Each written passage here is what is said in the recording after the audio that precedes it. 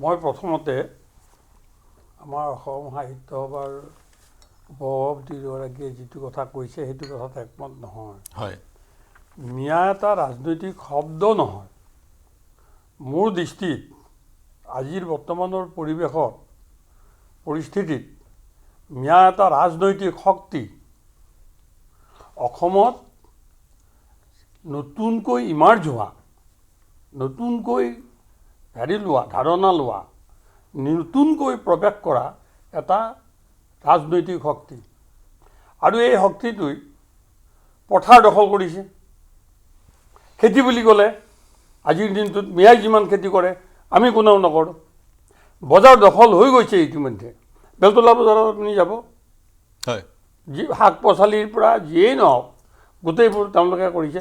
এতিয়া তাতকৈ ডাঙৰ কথা হ'ল ৰাজনৈতিকভাৱে খুব পৰিকল্পিতভাৱে শাসনটো দখল কৰিবলৈ, এডমিনিষ্ট্ৰেশ্যনটো হাত কৰিবৰ কাৰণে এটা ভয়াৱহ পৰিকল্পনা চলিছে।